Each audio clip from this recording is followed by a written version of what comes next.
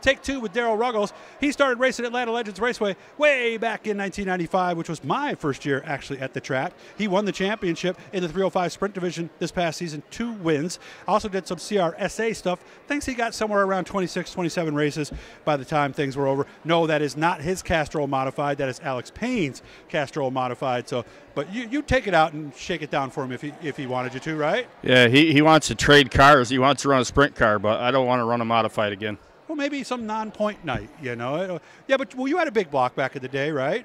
Yeah, we had a big block for quite 18 years. 18 years. Of course, I hear they're a lot more powerful today, and with the coils, I hear it's a lot different experience. So you wouldn't even want to give it a try once? It'd probably be fun. We ran coils way back in the day when we had our Troyer car, and that was only like kind of an experimental deal, but they ran coils way back in the day, and we tried it and tried bars, and we had success with it. It was fun. Okay, so we'll have to see whether he and Alex will actually switch cars or not.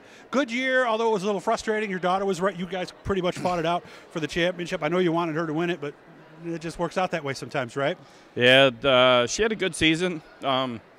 She had stumbled on a couple of Uke tires there in the middle of the season, which kind of put her back in chasing the points. And I struggled all year long. I ended up on my lid a couple times, and we damaged a couple cars, and we just kept trucking every week and trying. And the last night of the year, we dragged out an old car out of the weeds and finally found a car that worked pretty good for me. And that was championship night, if I we won the correctly, championship right? race with it, and we won the championship. And that was a tight battle. It was only 8 points between me and Brandon, and he was 8 points ahead of me going in, and Alicia was 18 points behind me. So it was a tight battle, and it was fun.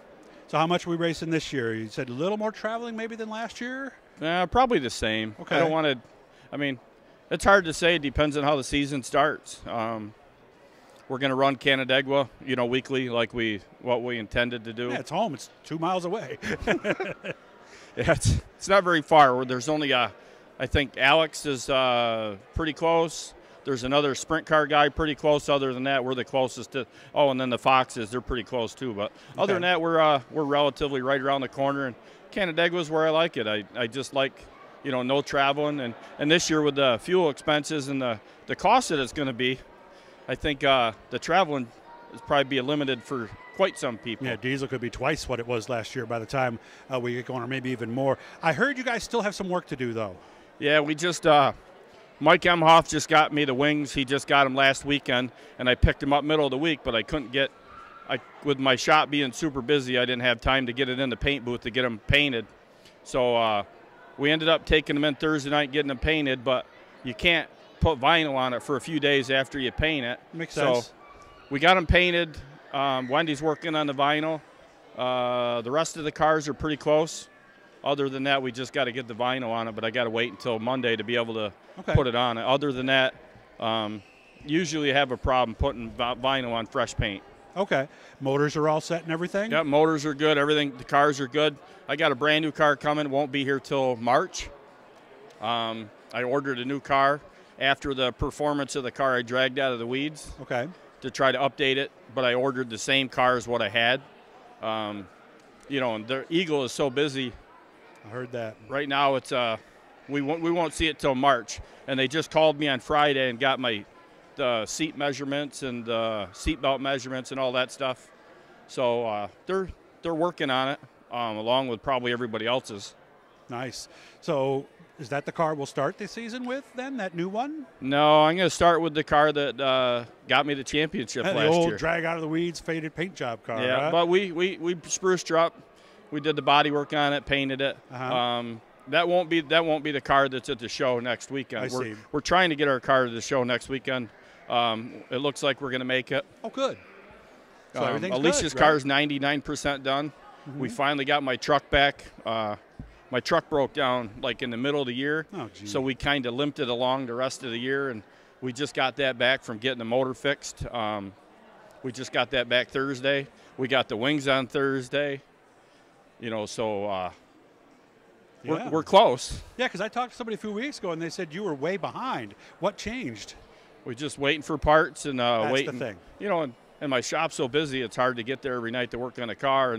And this pandemic, COVID, is you know, kept a lot of, I mean, my crew guy couldn't come over because Wendy had it for a week, and then 3 weeks ago my daughter had it, and so we were all in quarantine, and I didn't dare have anybody come over to the shop. You got to be smart, you know, that definitely. I couldn't go to my body shop, so that put me back 3 weeks. Oh, and no. then 2 weeks ago I had to take another week off because, you know, it's not fair for me to be there being exposed for my employees. So yeah, or anybody who walks in the door either. So I stayed away, and then we kind of, instead of working on the race car at night, I kind of snuck in the body shop and took care of business and did some, you know, paperwork and the stuff that I needed to do that I couldn't do during the day with the guys there. But I didn't feel it was fair for me to be there. No, I understand. I totally understand. So, well, hopefully he'll be caught up. We'll see you at the first practice, right? Oh, yeah. Okay. And I don't know when if the weather's good. I mean, they plowed the track off for that thing, so we got rid of a lot of snow then. But